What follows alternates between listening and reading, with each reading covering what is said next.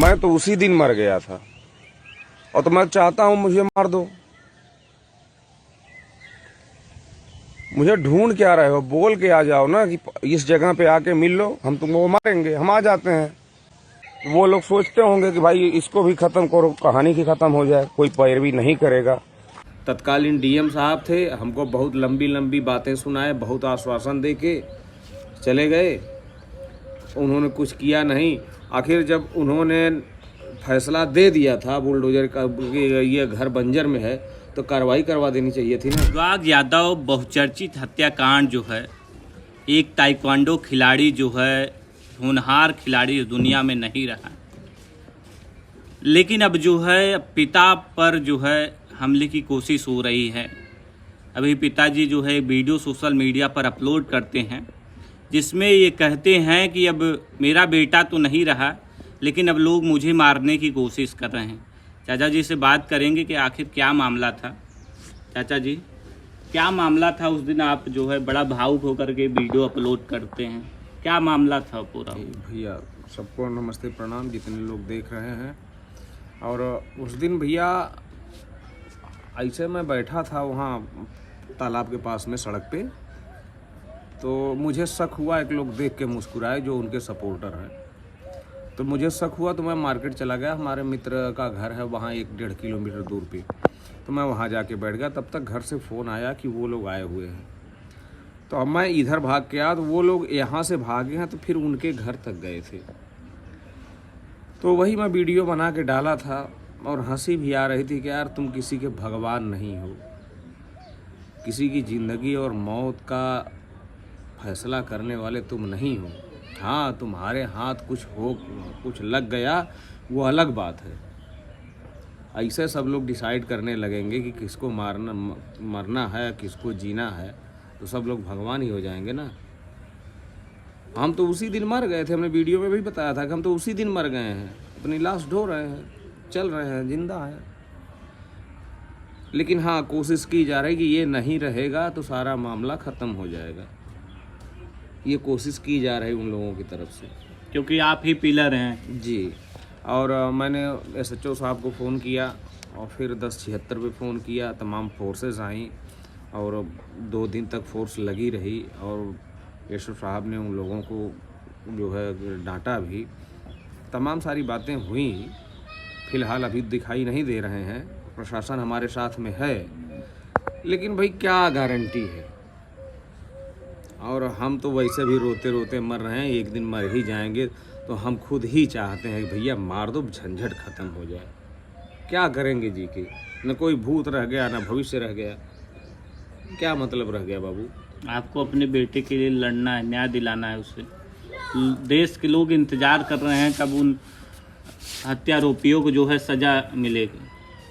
ये बिल्कुल देश के लोग इंतज़ार कर रहे हैं। और ये मैं चाहता हूँ कि ये लोग मार दें मुझे भी, तो इन लोगों को जल्दी से न्याय मिल जाएगा। हमारे बच्चे को मेरे रहते हुए जो काम देर से हो रहा है, जिस दिन इन लोगों ने हमको मारा उसी दिन से फैसला इन लोगों का क्लियर होने लगेगा।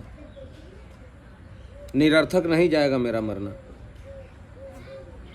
नहीं, ऐसी कोई बात नहीं है, फैसला आएगा और आपके पक्ष में आएगा, जरूर उन हत्यारोपियों को जो है सजा मिलेगी। जी भैया, मैं शुरू से ही कोर्ट पे, न्यायालय पे और कानून व्यवस्था पे, प्रशासन पे मैं भरोसा करके रखा। न कोई विरोध, न कोई धरना, न कोई प्रदर्शन आपने कभी देखा?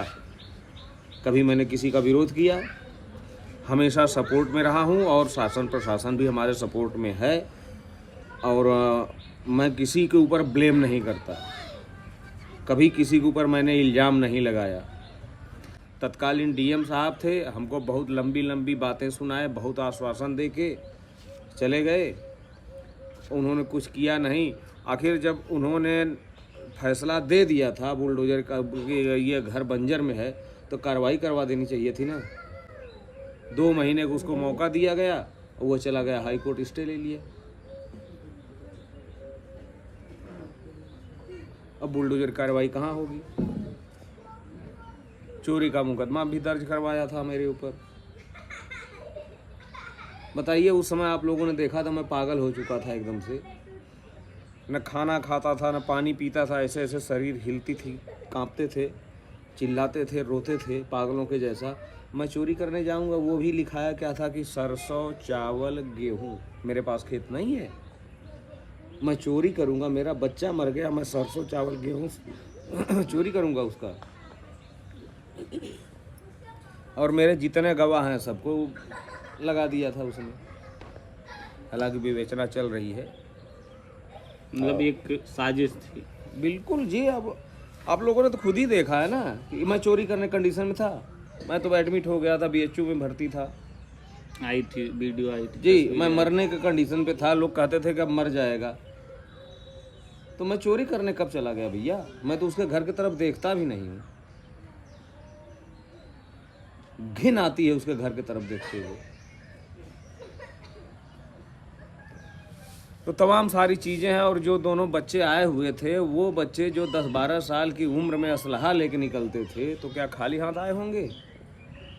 आप अंदाजा लगाइए। आशंका है कि जी जो किसी मकसद से आए थे, जी बिल्कुल, यहाँ तक आए हुए थे तो किस कोई लिए आए अनहोनी, थे? कोई अनहोनी पहुंचाने के लिए। जी जी जी जी, हानि पहुँचाने के लिए आए थे ना। जो बच्चा 10-12 साल की उम्र में तमंचा लेके चलता था, तो क्या वो इस समय आया होगा कि जानता है कि हमने यहाँ मर्डर किया है, हम लोगों ने यहाँ दुश्मन हैं, तो वो खाली हाथ आया होगा? इतना बड़ा बेवकूफ़ मैं नहीं हूँ, और मैं अनुराग नहीं हूँ। मैं उसको मना करता था कि बेटा ये इन लोगों से दुश्मनी है, लेकिन वो लोग कंधे पे हाथ रख के उसको क्रिकेट खेलने लेके जाते थे और सारी चीज़ें पूछ लेते थे। मेरे घर के लोग भी नहीं जानते थे, ना मेरे गांव में कोई जानता था कि अनुराग कर क्या रहे हैं, लेकिन वो लोग पूछ लेते थे।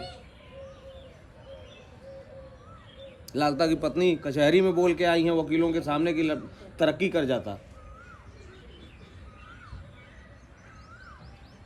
तो इतनी जलन है किसी की तरक्की से, तो जाओ गर्त में, तुम भी चले जाओ। हम तो गए ही, तुम भी गर्त में जाओ। 60 लाख रुपए दे रहे थे, सबसे संदेशा कहलवा रहे थे, सामने तो नहीं आए मेरे। संदेशा कहलवा 60 लाख, हमने कहा 1 करोड़ 20 लाख दूंगा, मुझे अपना दोनों दे दो, मैं काट देता हूँ। बकरा पाल के रखा था मैंने कि काट के दाम लगाओगे।